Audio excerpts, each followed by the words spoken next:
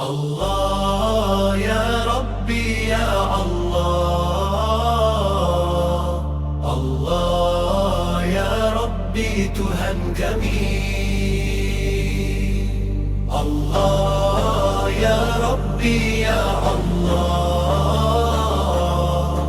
Allah ya Rabbi rahmati kami.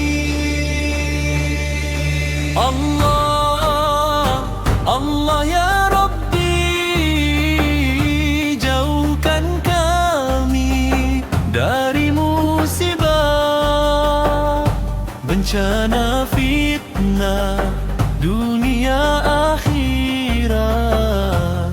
Selalu lindungi kami ya Allah.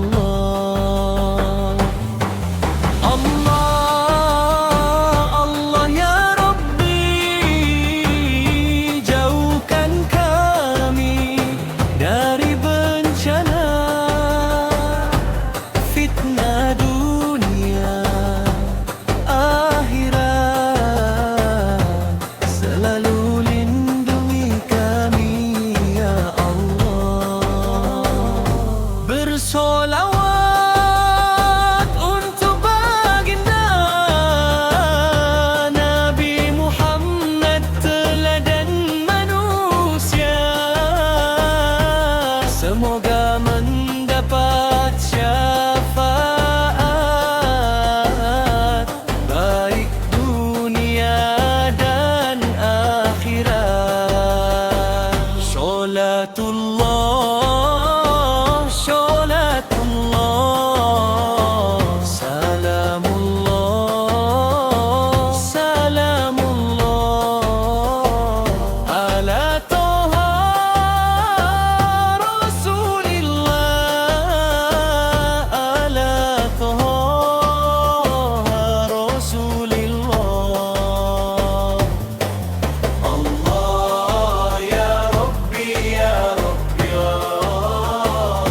jangan jadikan kami tak berdaya.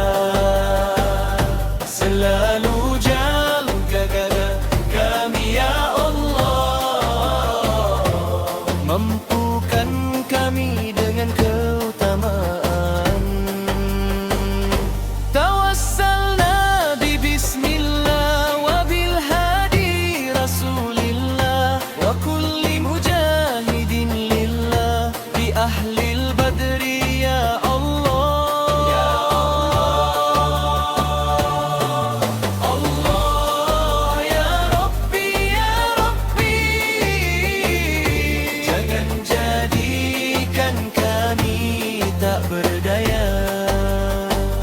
Selalu jaga kami ya Allah, mampu